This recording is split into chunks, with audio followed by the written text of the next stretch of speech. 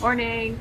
We are making turkey dinner today, and I thought I was going to share with you the steps that I take when we have turkey dinner on the ship. I am on the Atlantic Huron. I am the ship to shore chef, and I'm going to show you the steps that I take for our turkey dinner. So it is 8:30 in the morning, and I'm okay. Well, maybe it's a little bit later. I usually try. There's a clock over there. I usually try to get here for 8:30, but I'm usually a little bit late. So we're having turkey dinner tonight, and I'm going to show the steps that I take to make turkey dinner. And we have turkey dinner fairly often on the ship, so it's one of those easier meals to do, but everybody loves it. Today I'm also going to do a dessert. I'm going to do the crack, which I have in the book because everybody loves this recipe. And since I'm doing turkey dinner, I thought I would do something, an extra special treat for the guys. So I'm doing this. And then for dessert, I'm going to do the mixed berry custard pie, which is also popular. So this is the start of it. I've laid out my crackers, and then I'm going to, well, I have it on the stove. I have my butter melting and the brown sugar. You have to be careful not to melt the butter too fast when you're doing the sauce to go on the crack, because it will separate. It will not come back together. So that's where I'm going to do my next step, and I'll check back in the day. So it is super hot, so be careful. And I just usually start by pouring it on, and then the rest I just scoop out. It's a bouncy day today on the ship. Like, it's pretty windy out, and so you just have to watch when you take a step because it's a bouncy one. So then I just spread it out.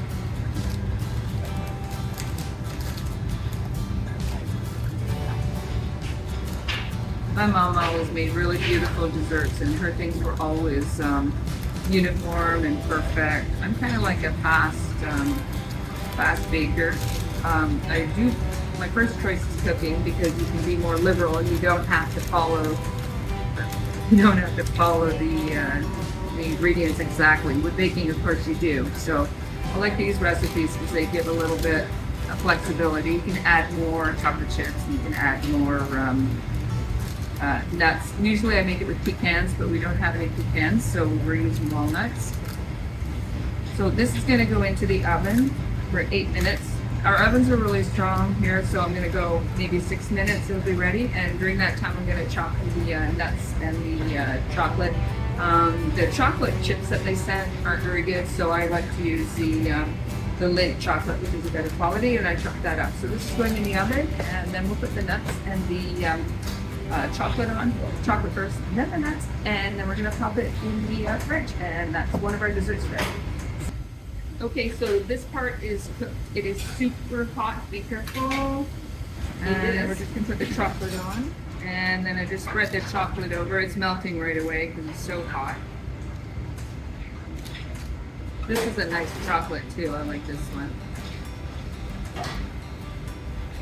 You don't have to chop it super small, just enough that you can spread it out. And then it's still hot, put the nuts on. So make sure the chocolate and the nuts are cut before you start this, because you want the nuts to sit in the chocolate. Otherwise you see the nuts falling, and you can follow a trail of nuts all the way down the corridor. Somebody's taking a piece. You want them to stick into the chocolate.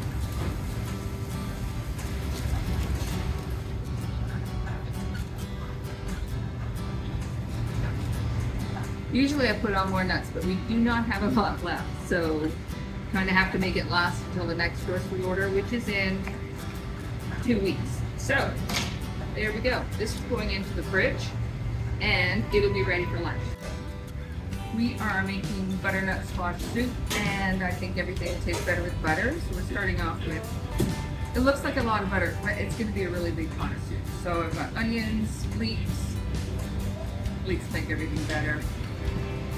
Celery, and then of course the butternut, which I'm going to just use the part with no seeds, this part, and then I'll save this piece to roast for supper for dinner. So that's what we're going to start with, and I have soup bones that I boiled down, which I'm going to add as a broth. And if I don't have enough, I'll just add water to that to make a nice big pot. So I'm going to put this on the stove, get it melted, put the onions, leeks, and the celery in to saute, and then the butternut squash. Sometimes I roast the butternut squash first, but it just depends. But today I'm going to saute it with butter.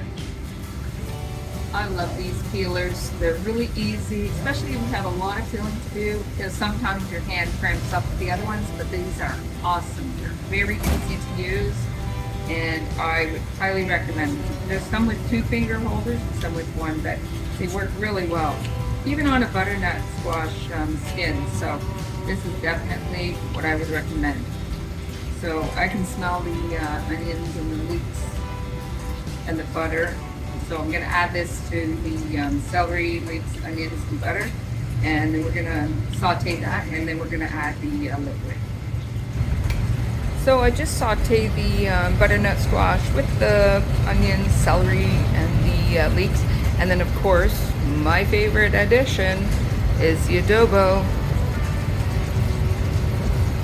So my favorite thing to use. I've added the bouillon, and I'm going to let the soup come to a boil and then let it simmer until the veggies are cooked. And you can see just in the back that the pot of water that I had on to boil my pasta is done. I'm doing a beefaroni. I had leftover spaghetti sauce from the other night, and I'm going to cook these noodles here, and then we're going to have beefaroni. And then I'm also going to put my chicken breasts in the oven because we are having baked chicken with rice. For some people, like just very plain food, and or they can have a chicken Caesar wrap. So those are going to be my choices at lunchtime, and I'll probably put on a fried egg sandwich as well, because some of the crew are starting to work at noon. So when they come in at 11:30, they are sometimes looking for more of a breakfast item. So the turkey is the main event. So I always cook the turkey in a roasting bag. I use the Look roasting bags. I picked that trick up from my dad. He used to make the turkeys at home and always used the roasting bag. I'm going to say that's like 40 years ago, even longer he used to use them. So when I join a ship, I usually bring about 30 packages of this. There's 2 bags in each one. I paid for them myself. Because it just makes my life easier, and I never have stress whether the meat's going to come out nice and tender. It always does. So I have one big, not that big, medium-sized turkey in here, and then I have a second one. I always cook 2 on my crew. So I'm going to put it in the oven. I'll show it to you what it looks like after. I like to make my own cranberry sauce. I use frozen cranberries, and I use a measure of 4 cups of cranberries, 1 cup of water, and 1 cup of sugar. So I'm going to put that on the stove, and it's going to boil and then simmer. And if I'm short on time, what I'll do once it's finished simmering, I'll put it in a long pot so that it's narrow and it gels real quick and fresh. So for dessert, I'm making a peach custard pie. Actually, I'm making 2. You can't quite see them, but there are 2. And when I work by myself, I don't have a lot of time feeding crew, hungry guys. So I will use frozen, ready-made pie shells. But what I do, they come out of the freezer and they're flat on the sides. So what I do is I just go around once they've thawed, and I just pull them so that there's a little, and it gives it that more homemade look that we're used to. Because of course, like to me, eating is always about a memory and creating a comfort food that reminds you of home or some happy memory. So, I've used different fruits. I've used berries. Today I'm going to use peaches, and it's only 3 ingredients in the custard. It is sweet condensed milk, 4 eggs, and then 35% cream. So in Canada, we call it 35% cream. In the US, it is heavy cream. So I just want to show you a little trick too. When you're using sweet condensed milk, it doesn't always seem to come out. So what I do is I get a narrow container, and then I just support the can, and give it a few minutes to drip out. So that way you don't have to put a spatula in, because I've ruined a lot of spatulas because the edges are really sharp and they cut the rubber spatulas. So this is what I do, and now I'm going to go get the eggs, and the measurement for the 35% cream is the same size as the can. So you just fill up the can once it's empty. And then I'm going to use my emulsifier to emulsify together the eggs, the sweet condensed milk, and the heavy cream. And then I'm going to pour it into my peach custard pie, and I'm going to pop them in the oven. So that's the custard is in the pie. Now they are going into the oven. Okay, so my 2 pies are done, and I put the pieces of peach in kind of like, so each piece, we're going to cut that into 8, would have a piece of peach in it. So I think it came out really nice.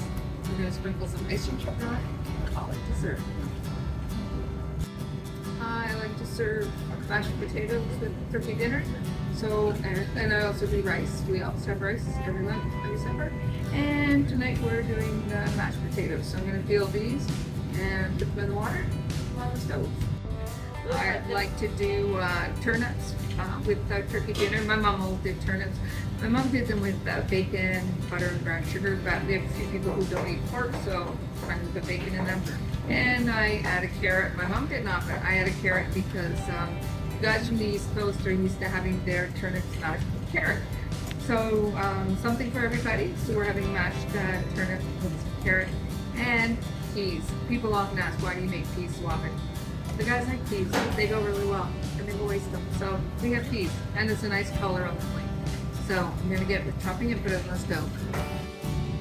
I like dressing, or stuffed dressing, even more than turkey. So I always make a lot of dressing. I cook mine on the side so there's enough for everybody. I have toasted the bread, and still hot. I have onions, leeks, and celery. I'm going to chop them up in the food processor and saute them in butter.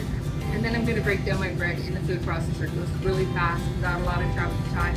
So then that gets together pretty quick. My potatoes are boiling, turnips are boiling. Turkey's out of the oven, resting. I'm going to give you a picture of him in a few minutes. It came out beautiful.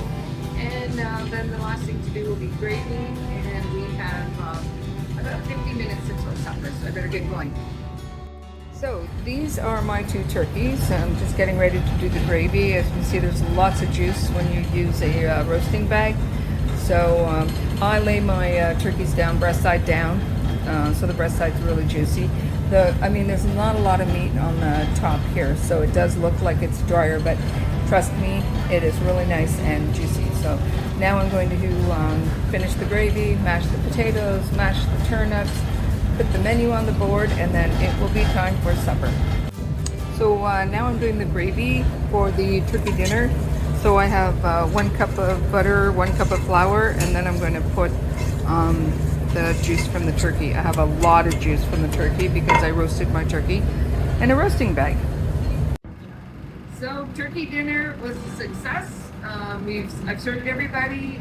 Some of the guys who are sleeping, they asked me to put a plate on the side. So this is a turkey dinner that somebody's going to get. So we had the dressing, the homemade cranberry sauce, the turkey. I made the peas and the mashed turnips, carrots, and mashed potatoes with gravy. So turkey dinner, it's easy.